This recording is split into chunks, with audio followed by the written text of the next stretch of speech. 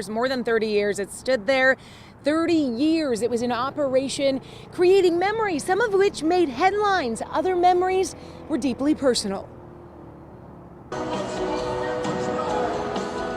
From the legendary rock and roll concerts to one-of-a-kind love stories.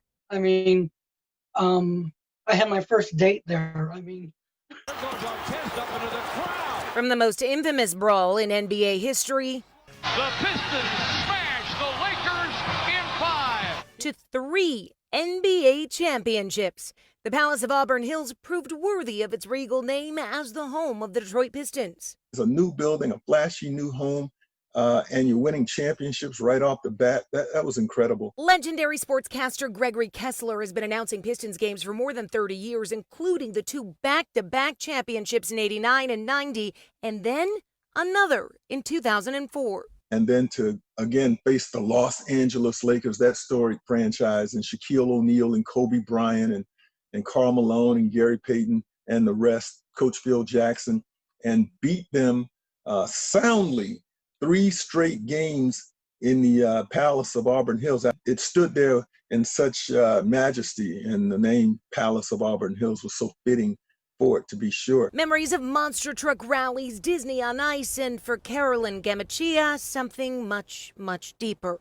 I drove by the other day and saw the partial demolition, and I just felt my heart just kind of tugged at it because I thought of that day. Every time we go by there, I think of that day. That day, her son graduated from Utica High School. This was something that we were told when he was young would never happen. That day, her son on the autism spectrum felt like royalty walking through the same Palace Arena where legendary musicians and athletes had trod. And it was actually so cool because when they said his name, his class really applauded loud, and you could just hear it so much, and I'm just going to cry even thinking about it. The tears, the cheers, the ups and downs.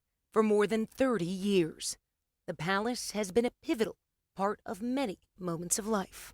What is it going to be like for you to drive down I-75 or to pass where that building used to be and not see it there anymore?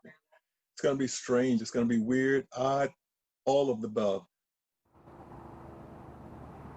Yeah, all of the above. This is really strange, weird, odd.